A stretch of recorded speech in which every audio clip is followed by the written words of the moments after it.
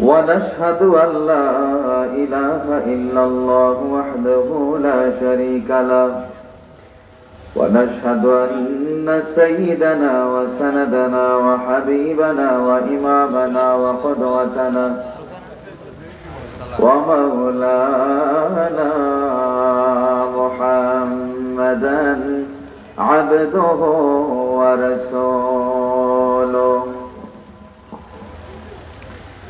أرسله بالحق بشيرا ونذيرا وداعيا إلى الله بإذنه وسراجا منيرا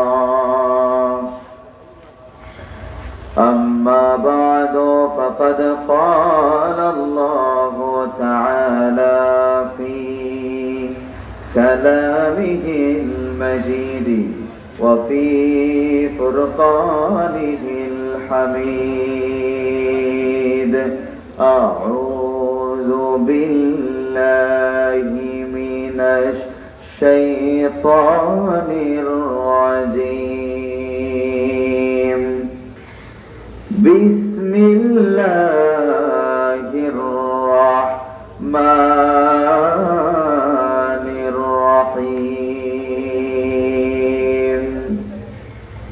يا أيها الذين آمنوا اتقوا الله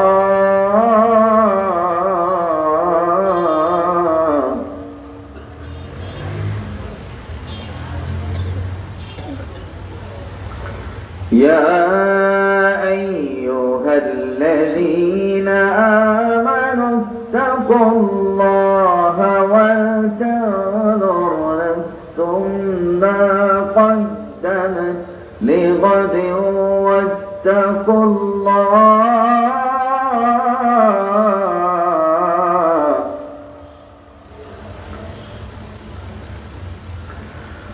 واتقوا الله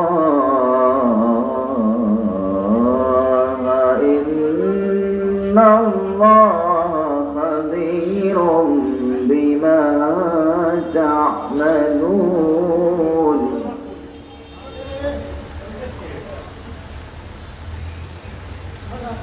ولا تكونوا كالذين نسوا الله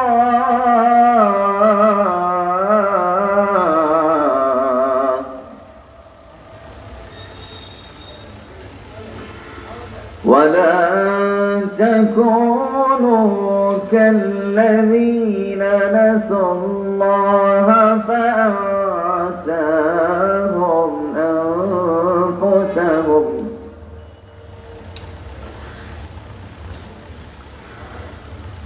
ولا تكونوا كالذين نسوا الله فأنساهم أنفسهم أولئك هم الفاسقون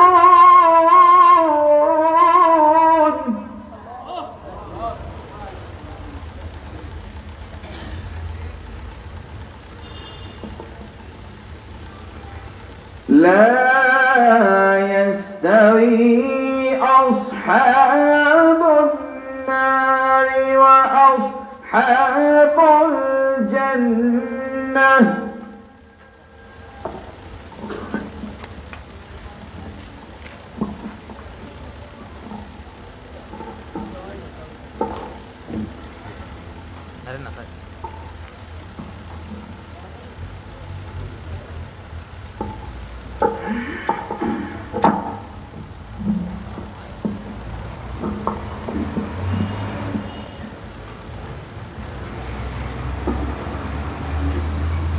لا يستوي أصحاب النار وأصحاب الجنة أصحاب الجنة هم الفائزون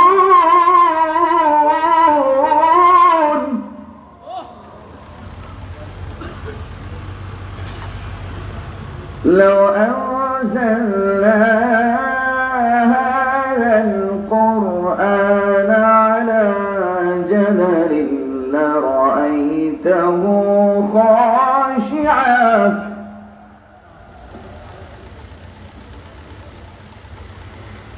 لو أنزلنا هذا القرآن على جبل لرأيته خاشعا متصدعا من خشية الله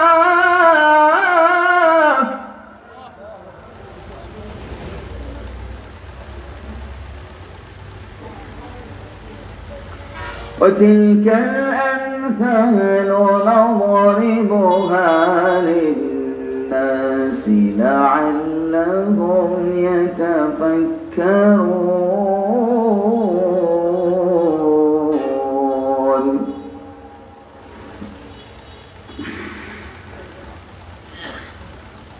صدق الله العظيم. وقال النبي صلى الله عليه وسلم ذاق طعم الإيمان من رضي بالله ربا وبالإسلام دينا وبمحمد صلى الله عليه وسلم نبيا ورسولا أو كما قال عليه الصلاة والسلام إن الله وملائكته يصلون على النبي يا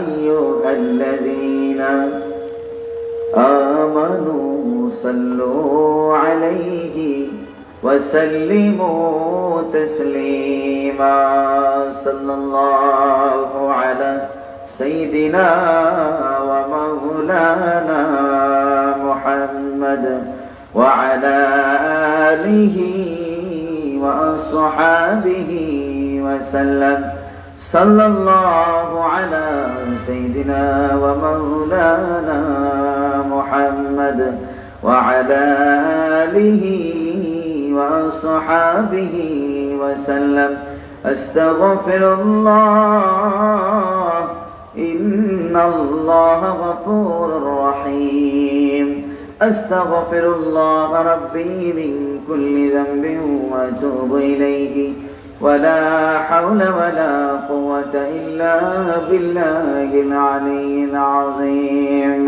لا إله إلا الله لا إله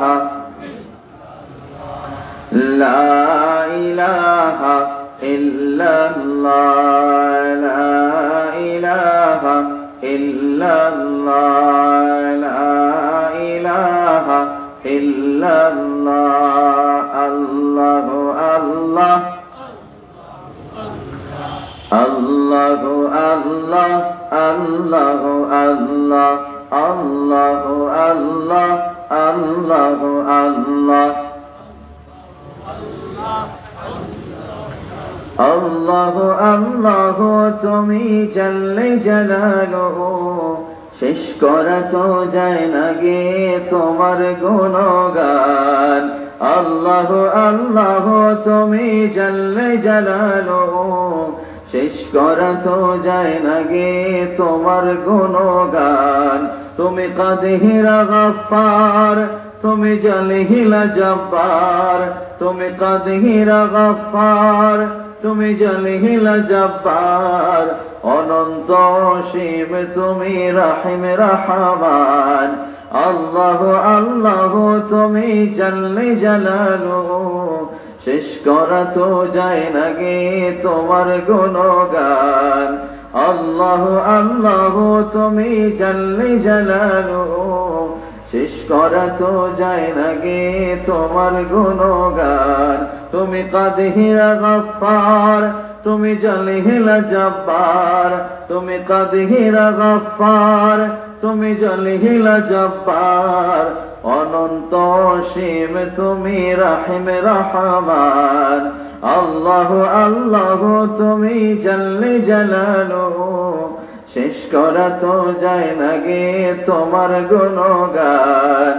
আল্লাহ আল্লাহ তুমি মাটির আদমকে প্রথম সৃষ্টি করিয়া ঘোষণা করিয়া দিলেন শ্রেষ্ঠ বলিয়া।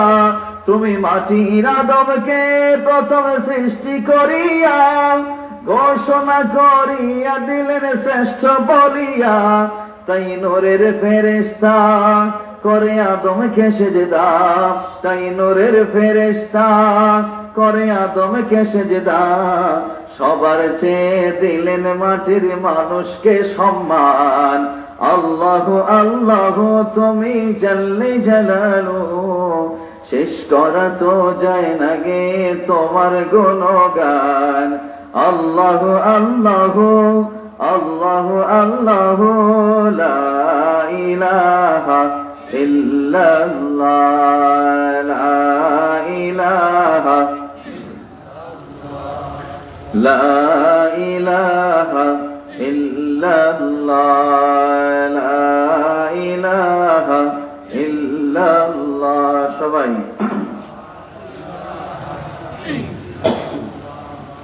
লা ইলাহা ইল্লাল্লাহ, লা ইলাহা ইল্লাল্লাহ মুহাম্মাদুর রাসূলুল্লাহ সাল্লাল্লাহু আলাইহি ওয়াসাল্লাম।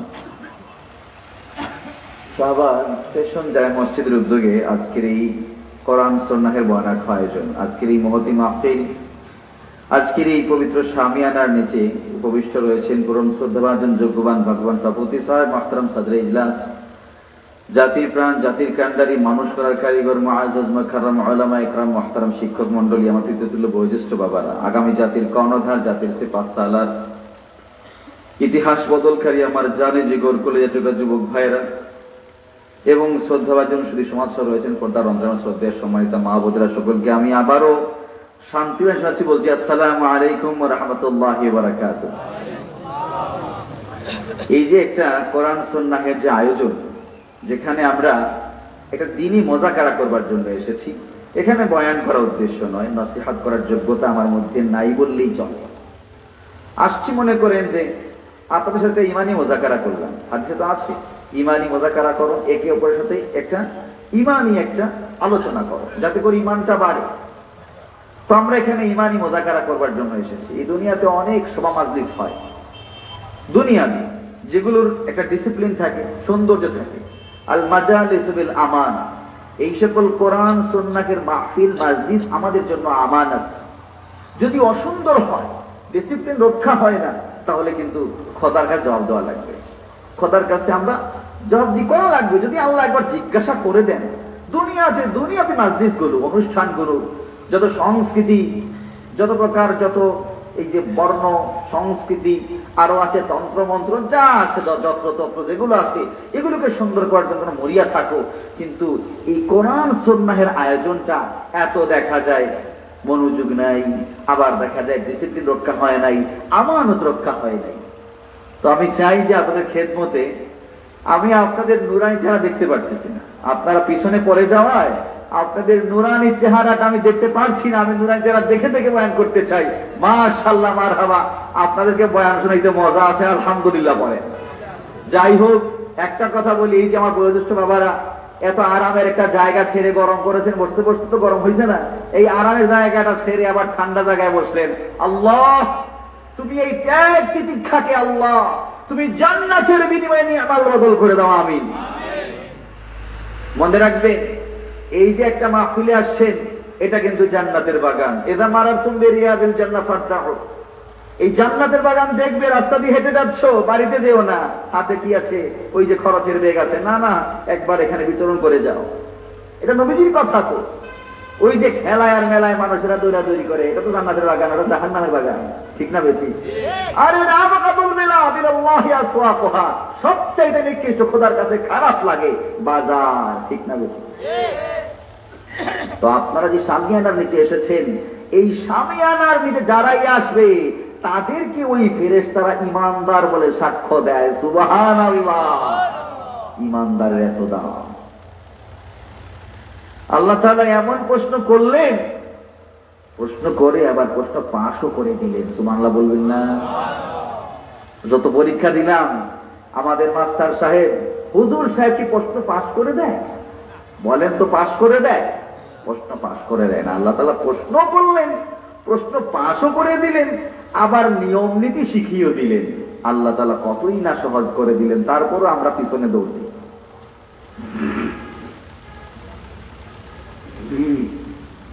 তো মুহতারাম হাজিরিন, আসুন আমরা কাঙ্ক্ষিত আলোচনায় চলে যাই। আল্লাহ সুবহানাহু ওয়া তাআলা এই গোটা দুনিয়াটাই বানিয়েছেন ঈমানদারদের জন্য। সুবহানাল্লাহ, এই গোটা দুনিয়ার সবকিছু তাদের খেদমতের জন্য, জান্নাতও তাদের জন্য।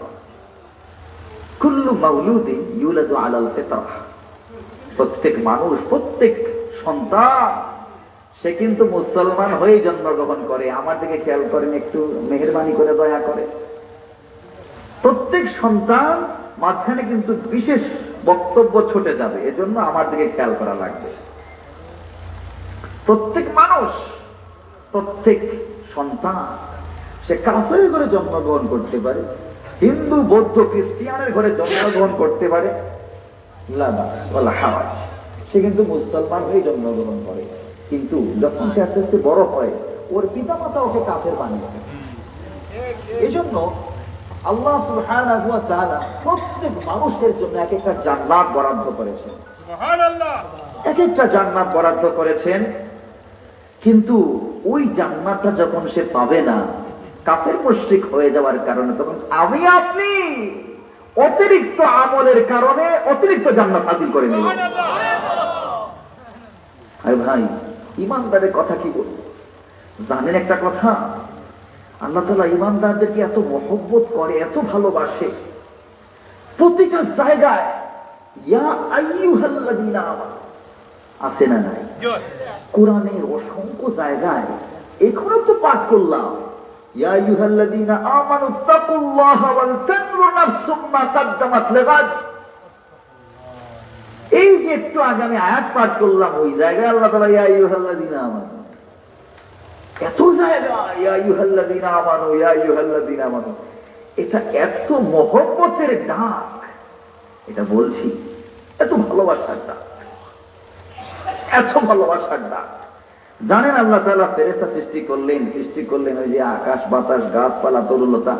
শুধু ইবাদত ভাল লাগে না, আল্লাহর ইবাদত ভাল লাগে না, শুধু ইবাদত ইবাদত। ওদের গুনাহ করার যোগ্যতা তো নাই। আছে? ফেরেশতাদের গুনাহ করার যোগ্যতা আছে? নাই। আপনারা মনে কিছু নিয়ে একটু চা খাইতেছি, মনে কিছু দিয়ে না, কারণ গলার ভাব আছে তো, এই জন্য। তো এই যে আল্লাহ তাআলা ফেরেশতা সৃষ্টি করলেন, ইবাদত ভাল লাগে না, আল্লাহ বিরক্ত হয়ে গেলেন। আল্লাহ এমন কিছু মাখলুক সৃষ্টি করতে চাইলেন যাদের গুনাহ করার যোগ্যতা আছে। তো গুনাহ করার যোগ্যতা আছে, গুনাহ করবে। আবার যখন গুনাহটা করার পরে বুঝবে যে হায় রে হায়, আমি তো গুনাহ করেছি, আমি তো অন্যায় করেছি, পাপ করেছি, তখন যে হাউমাউ করে কাঁদে রে ভাই। আমার আল্লাহ ফেরেশতাকে বলে, ফেরেশতা আমার এত ভালো লাগে রে, আমার এত ভালো লাগে। আমি তখন জানো কি করি? আমার বান্দাকে নবজাতক শিশু মতো নিষ্পাপ বানিয়ে দিই। আসলে ভাই, আল্লাহ দিতে চায়, আমরা নিতে জানি না, ঠিক না বেঠিক বলবেন? আল্লাহ দিতে চায়, আমরা নিতে জানি না, নিতে চাইও না। আল্লাহ কত দয়া, আল্লাহ কত দয়া। বুখারী শরীফের হাদিস, খুন করছে 99টা। এক জায়গায় আরেক জাহিলের কাছে গেছে, সে বলছেন আপনার কোনো ক্ষমা নাই। বলতো শেষ করে একবার পুরো 100 দিল, তারাও শেষ করে গেছে। এখন আলেমের কাছে হকানে আলেম, সে বলছে না, লা তাকনাতু মির রাহমাতিল্লাহ, খোদার রহমত থেকে নিরাশ হওয়ার মতো কোন ব্যক্তি জন্মায় নাই দুনিয়াতে। সুবহানাল্লাহ। তখন ওই ব্যক্তি কি করেছে? খোদার রহমতে রহমত প্রাপ্ত হয়ে সোজা জান্নাত পেয়েছে। তুমি আমি তো একটা খুন করি নাই, একটাও তো খুন করি নাই, শুধু এটা অন্যায় করেছি, পাপ করেছি, জুলুম করেছি। কিন্তু জুলুম করার পরে, পাপ করার পরে যদি সে একবার বুঝে না, তাও বা একবারে নিয়ত করে না, খোদার দিকে মোতাবাজ্জা হওয়ার নিয়ত করে না, সে আর মানুষ থাকে না, সে জানোয়ার হয়ে যায়। বুঝলেন না কথা আমার? রাগ করছেন আমার কথায়? আরে ভাই, যে গুনাহটাকে গুনাহি বলে না, সে তো মুমিন নয়, সে তো কাফের হয়ে গেছে। যে ঘুষ খায় হালাল মনে কইরা, সুদ খায় হালাল মনে কইরা, অত ইমানই নেই, ইমান নাই, ইমান শেষ। তো আসুন মুহতারাম হাজিরিন, কাঙ্ক্ষিত আলোচনায় যাই। আল্লাহ সুবহানাহু ওয়া তাআলা কুরআনের অনেক জায়গায় ইয়া আইয়ুহাল্লাযীনা আমানু আমানু আমানু আমানু বলে ডাক দিলেন, আর পরীক্ষা করে ইত্তাকুল্লাহ, ভয় করো। এই যে ভয় করো, এরও কত পাস করে দিলেন, মানে ভয় করলে জান্নাত মিস নাই। সুবহানাল্লাহ। আল্লাহ তাআলা বললেন,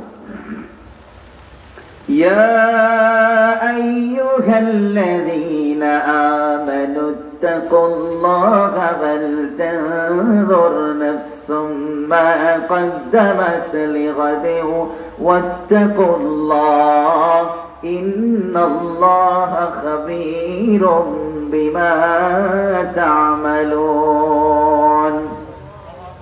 আল্লাহ তাআলা বললেন, ওই যে কিনা সকল মানুষদেরকে, মুমিনদেরকে আল্লাহ তাআলা ডাক দিয়ে বললেন, ইয়া আইয়ুহাল্লাযীনা আমানু, হে ঈমানদার। এই যে বললাম হে ঈমানদার, ঈমানদার বলে ডাক দিলেন, এত মুহাব্বতের ডাক সেই আমানু।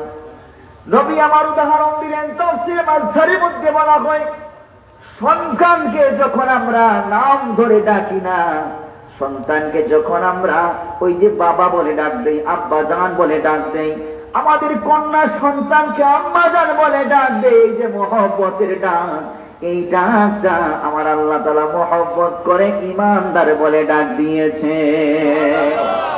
নবী আমার একটা উদাহরণ দিলেন, একটা ছোট্ট শিশু, কোমলমতি একটা বাচ্চা উনুনের দিকে চলে যায়, চুলার দিকে চলে যায়। চুলার দিকে যখন চলে যায়, এমত অবস্থায় মা দেখলো সে চুলায় পড়ে যাবে, জ্বলন্ত অঙ্গার সেখানে। সে এই জায়গায় পড়ে মা তাকে ঝাপটে ধরেছে, ঝাপটে ধরে মহব্বত করেছে, আগলে নিয়েছে। আমার নবীজি সাল্লাল্লাহু আলাইহি ওয়াসাল্লাম বলে দিলেন, সাহাবায়ে কেরাম শোনো রে, ওই যে মা জননী তার সন্তানকে এত বেশি মহব্বত করে আগলে ধরেছে, এত বেশি মহব্বত করে ভালোবাসা দিয়ে ওই যে কিনা বুকে জড়িয়ে নিয়েছে, ঠিক তেমনি ভাবে আল্লাহ সুবহানাহু ওয়া তাআলা মুমিন বান্দাদেরকে, মুসলমান বান্দাদেরকে তার চাইতে বেশি মহব্বত করেন। সুবহানাল্লাহ। এবার আল্লাহ তাআলা বললেন, শোনো ঈমানদাররা, শোনো, তোমরা ওই যে কিনা ইত্তাকুল্লাহ, আল্লাহ তাআলাকে ভয় করো এবং প্রত্যেক বিবেকের উচিত চিন্তা করা, ফিকির করা, আগামীকাল সে কি প্রেরণ করবে।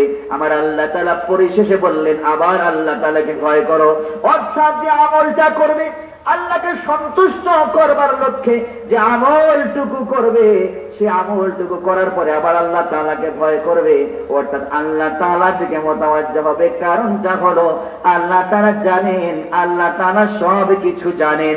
আমরা কি করি, আমরা কি করি না, আল্লাহ তাআলা সবকিছুর খবর রাখেন। সুতরাং আল্লাহ সুবহানাহু ওয়া তাআলা বাতলে দিবেন আমাদের আমল সেদিন কিয়ামতের ময়দানে, তোমার আমার সকল আমল সমূহ বাতলে দিবেন। আমরা একটু মনোযোগী হতে হবে। তো মুহতারাম হাজিরিন, এবার শুনুন, আমরা আল্লাহ তাআলা ঈমানদারদের শানে আয়াত নাযিল করে বললেন, ইন্নাল্লাযীনা আমানু ওয়া আমিলুস সালিহাতি উলাইকা হুম খায়রুল বারিয়া জাযাউহুম ইনদা রাব্বিহিম জান্নাতু আদনিন তাজরি মিন তাহতিহাল আনহার। মহান আল্লাহ তাআলা বললেন, ওই যে কিনা যারা ঈমান এনেছে, নেক আমল করেছে, তাদের হুকুম হলো, তারা হলো খায়রুল বারিয়া, সৃষ্টি কুলের মধ্যে তারা হইল সবচাইতে শ্রেষ্ঠ। সুবহানাল্লাহ। এবার আবার আল্লাহ সুবহানাহু ওয়া তাআলা কত সুন্দর বললেন তাদের ঠিকানা কোথায়, তাদের ঠিকানা, তাদের প্রতিদান, তাদের যাজা হলো সেই আল্লাহ তাআলার সেই অতুলনীয় জান্নাত, যে জান্নাতের নিচ দিয়ে আল্লাহ তাআলা নহর রেখেছেন, সেই জান্নাতটা আমার আল্লাহ তাআলা তাকে দান করে দিবেন। সুবহানাল্লাহ। আবার আল্লাহ সুবহানাহু ওয়া তাআলা ওই জায়গায় মজবুত ঈমানওয়ালাদের উদাহরণ দিলেন, যারা কিনা মজবুত ঈমানওয়ালা হয় আমার আল্লাহ সুবহানাহু ওয়া তাআলা দুনিয়াতে তাদের জন্য কোনো টেনশন নাই এবং আখিরাতে তাদের জন্য রয়েছে নাজাতের ব্যবস্থা। সুবহানাল্লাহ।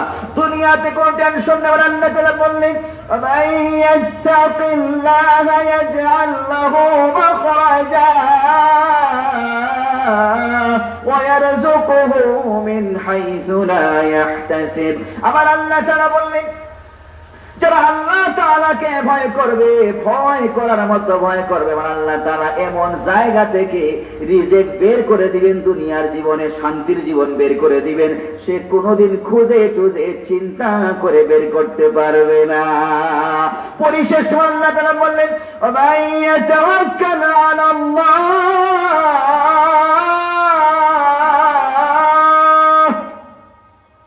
ومن يتوكل على الله فهو حسبه। আমার আল্লাহ তাআলা বললেন যারা আল্লাহ তাআলার উপর ভরসা করবে তাদের জন্য আমার আল্লাহ তাআলা যথেষ্ট হয়ে যায়। সুবহানাল্লাহ। মুহতারাম হাজিরিন, এবার আল্লাহ সুবহানাহু ওয়া তাআলা একটা আমানত আমাদের ঘাড়ে দিলেন। আল্লাহ তাআলা কত সুন্দর আমাকে আপনাকে নসিহত করলেন।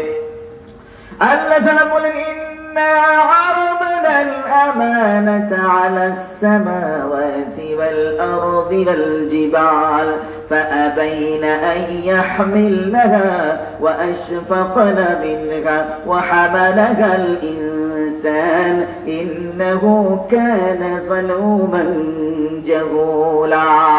মহান আল্লাহ তাআলা বললেন দেখুন এই যে আমানতটা, এটাকে ব্যাখ্যা করা হয়েছে, এক ব্যাখ্যাই হলো ঈমান আর এক ব্যাখ্যাই হলো কোরআন।